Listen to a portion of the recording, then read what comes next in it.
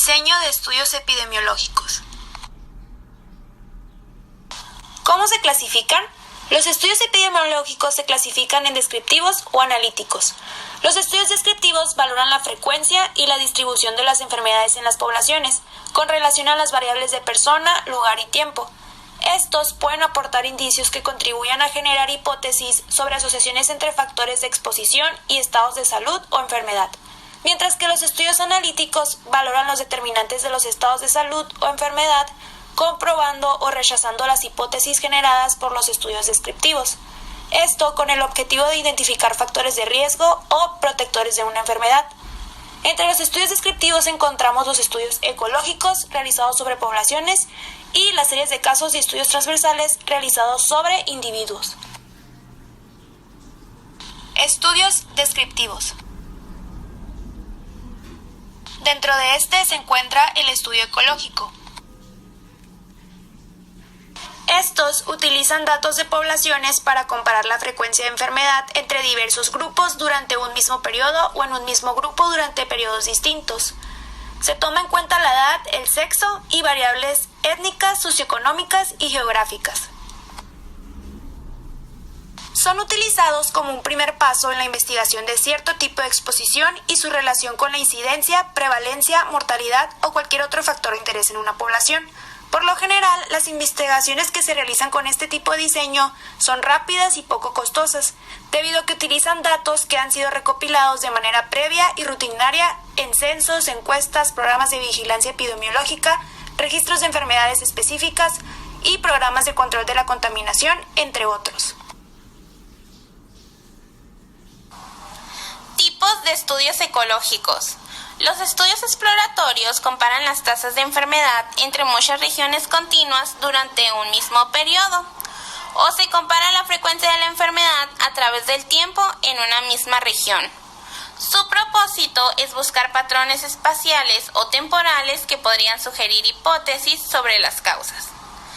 Los grupos múltiples son los grupos de estudio ecológico más común.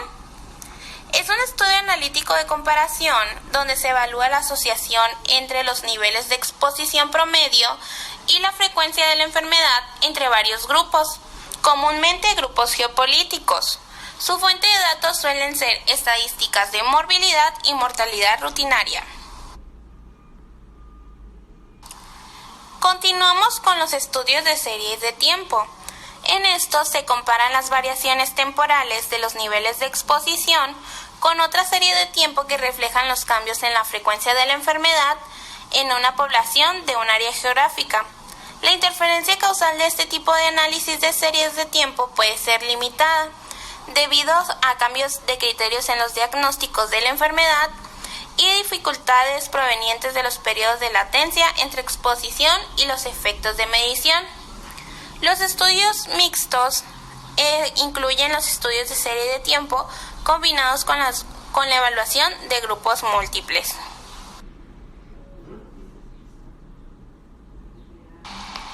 Estudios transversales.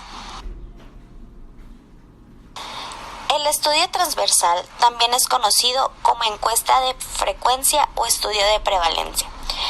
Estos estudios buscan identificar asociaciones entre enfermedades y factores relacionados, que esencialmente sirven para generar hipótesis científicas que serán examinadas mediante diseños de mayor rigor metodológico. Estos estudios son diseñados para medir la prevalencia de una exposición y o resultado en una población definida y en un punto específico de tiempo. Estos también son útiles para evaluar necesidades del cuidado de la salud y para el planeamiento de la provisión de un servicio. Particularmente son importantes para enfermedades crónicas que requieren atención médica durante su duración. Estos también pueden usarse para evaluar el impacto de medidas preventivas dirigidas a reducir la carga de una enfermedad en una población. Uno de sus propósitos centrales es proporcionar información para efectuar intervenciones de salud pública. Las ventajas de los estudios transversales son las siguientes. El estudio transversal es relativamente económico y poco consumidor de tiempo, además que nos permite obtener resultados razonables a corto plazo. Tiene la fortaleza de explorar posibles asociaciones, las cuales posteriormente pueden estudiarse con mayor rigor a través de un diseño de estudio distinto, por ejemplo, un estudio cohorte o un estudio controlado aleatorizado. Una de sus mayores aplicaciones es para planear y evaluar intervenciones en salud pública, así como identificar la frecuencia de los factores de riesgo. Por otra parte, también durante su realización se encuentran pocos dilemas y dificultades éticas, aunque no está totalmente exento de asuntos relacionados con el manejo de confidencialidad de los datos. Estudios analíticos. Estudio de casos y controles.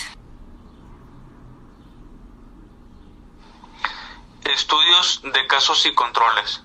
Se trata de estudios observacionales y analíticos en donde se identifica a la persona con la enfermedad, que le llamaremos casos, y se compara con un grupo apropiado que no tenga la enfermedad, le llamaremos controles, para poder evaluar entre un factor de exposición y la aparición de la enfermedad. Ambos grupos deben de pertenecer a la misma población. Este estudio comienza con grupos de enfermos y no enfermos, les repito, para saber cuáles son los factores que nos llevarán a dicha enfermedad.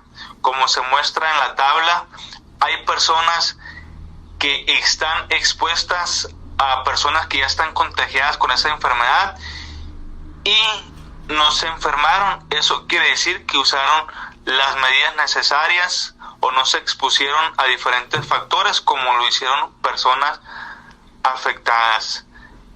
Estos estudios de casos y controles solo se usa para tener una relación entre los factores que nos van a llevar a tener dicha enfermedad. No se interviene, solo se analiza y se realizan teorías.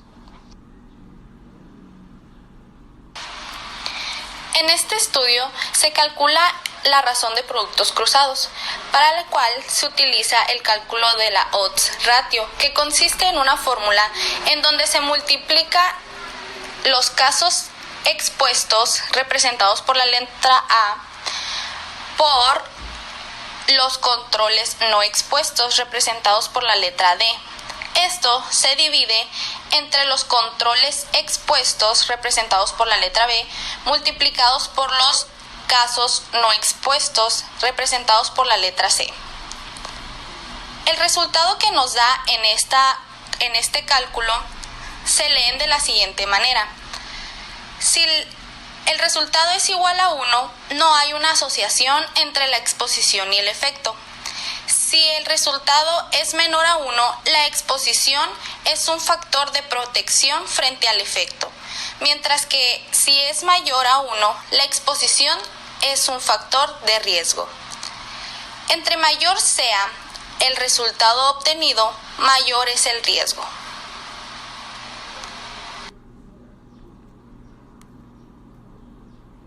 El estudio de cohortes tiene algunos puntos similares a los estudios de casos y controles, pero el punto que más los divide es que el estudio de cohortes estudia cómo los factores de riesgo afectan tanto a los expuestos como a los no expuestos y deben de estar en riesgo para poder desarrollar la enfermedad.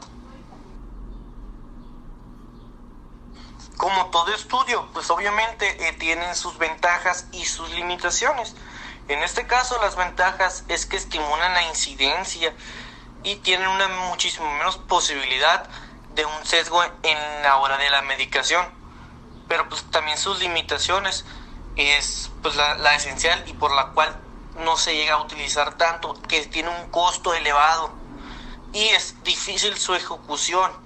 También su tiempo de estudio es bastante prolongado y también esto llega a ocasionar una pérdida de seguimiento con los pacientes.